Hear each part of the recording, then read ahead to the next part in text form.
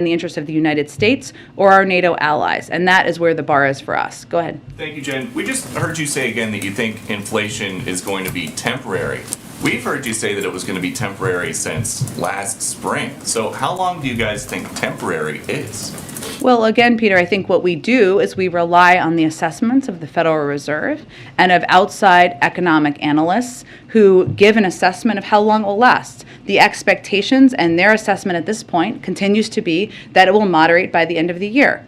There's also no question that when a foreign dictator invades a foreign country, and when that foreign dictator is the head of a country that is the third largest supplier of oil in the world, that is going to have an impact, and it is. And so to that point, inflation goes up today. The president's statement blames the Putin price hike.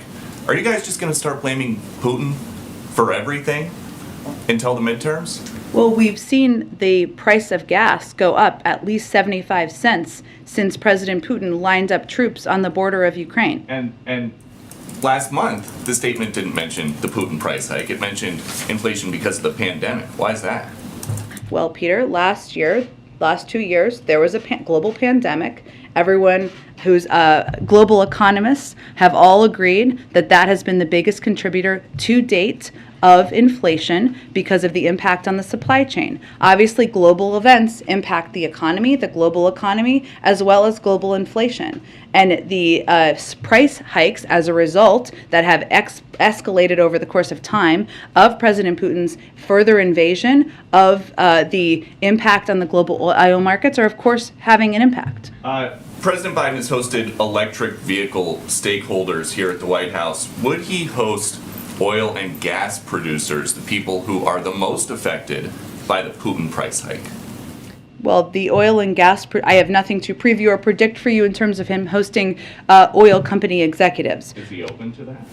I don't have anything planned on the schedule for that front, but I will tell you that the president has been clear that he believes they have the tools they need, 9,000 unused permits. They have the capacity they need to go get more oil here in the United States, and he'd encourage them to do that. Go ahead. Just one more about electric vehicles. You guys are pushing electric vehicles today. This is a president who always talks about the power of our example. Mm-hmm. Does he own an electric vehicle? Presidents of the United States don't do a lot of driving. He's posted videos where he's revving the engine of his Corvette in Wilmington. He owns cars. And he also has driven electric vehicles as president, as to give a model to the rest of the country. Does he own one? I think the president's record on this is clear, Peter. Presidents of the United States, current and when they are no longer, typically are not doing a lot of driving. Go ahead. Jen, the Vice President expressed support for a war crimes investigation into Russia. Why at this point isn't the United States comfortable just directly labeling the bombing of a maternity hospital as a war crime? Well, first let me say, the bombing of a maternity hospital is horrific. It's barbaric. I don't think anybody who saw that could not have been emotionally deeply impacted. There's a legal review process that the United States undergoes to make considerations of labeling something as a war crime. That is the ongoing process that we're pursuing at this point in time. It's ongoing. Obviously, if Russia is intentionally targeting civilians, that would be a war crime, but we need to go through the legal assessment and review in order to make a formal conclusion.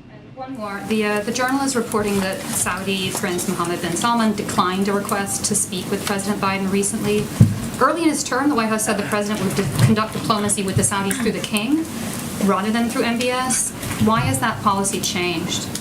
That report is inaccurate, so let me start there. The president did speak with the Saudi king just several weeks ago. It's all running together at this point in time. There were no rebuff calls, period. But when he spoke with King Salman on February 9th, they talked about, and the readout made this clear, a range of issues and global issues that we can continue to work together on, including deterring Iranian-enabled attacks against civilian targets in Saudi Arabia, supporting UN-backed efforts to end the war in Yemen, ensuring the stability of global energy